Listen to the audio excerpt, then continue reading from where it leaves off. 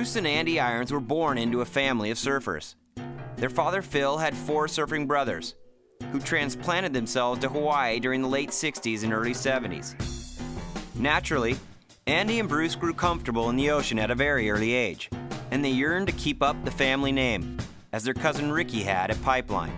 When they first started out competition, I think it was pretty easy for them. You know, they just kind of dominated pretty easily without really having to do a lot of work at it. They were kind of naturally talented. As youngsters, the Irons brothers enjoyed instant success as contest surfers, often facing each other in the finals. You know, the two of them together as brothers, the way they interact with each other, they definitely fueled this competitive fire in each other. They just happened to be, you know, on their way to being 2 of the best surfers that, you know, we've ever seen. Once I got into surfing, me and my brother were so competitive that it just pushed each other surfing that much. You know, that really helped with that. Their styles were slightly different.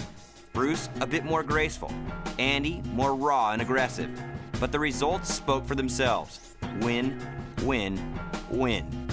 Both Bruce and Andy won NSSA national titles. After Andy won the nationals, he just went straight into the competition thing and started winning professional events right away. It took Bruce a lot longer because he didn't have that as much of a competitive fire. You know, he's competitive, but as far as contests go, he didn't really think about it that much.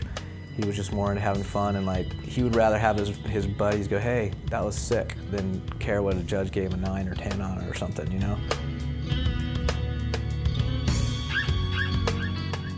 They chose the same event to jump onto the international stage, the H-Pac Pro at Pipeline.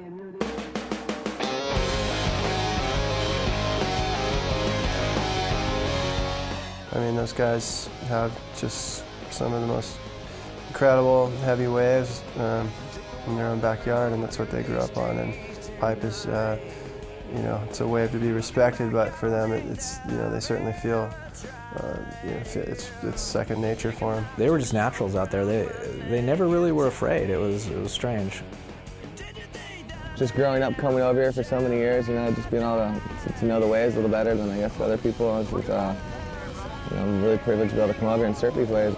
In huge surf at Pipe, Andy and Bruce shocked everyone by making the semifinals together, taking down a stacked international field. And things would never be the same for either of them as they went back to school the next day. To win an H-Pac at Pipe at that age, with, you know, Derek Ho and all these guys in the contest with you, that was pretty impressive. And the people, you know, that kind of shot him out into the limelight, like, whoa, who is this guy?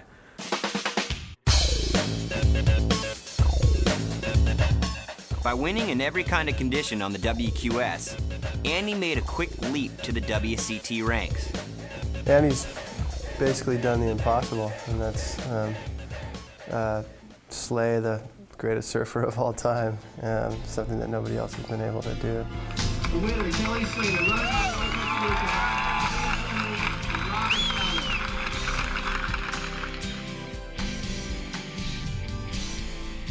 What clicked for Andy in becoming a world champion, you really probably have to go back to, you know, his early days, just growing up with a brother that was probably more gifted than he was in surfing.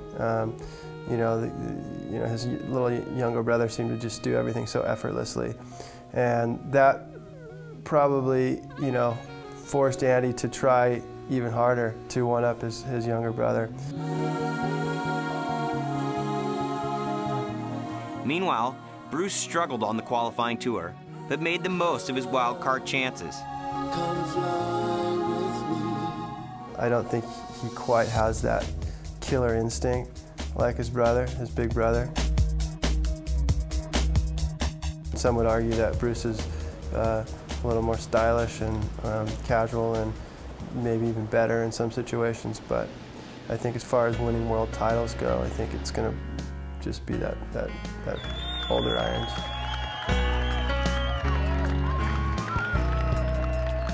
I think Bruce definitely has it in him to be a world champ. He's super talented, obviously. It's just a matter of his will, you know, not really the talent side, just really wanting it as much as he can.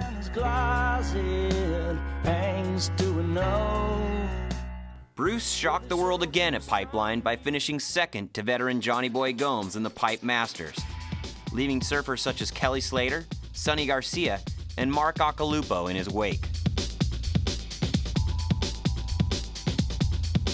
The future is theirs to write, and I think whatever they do in surfing, they're always going to be referencing each other and trying to one-up the other, so we get to just sit back and watch. Outside reef.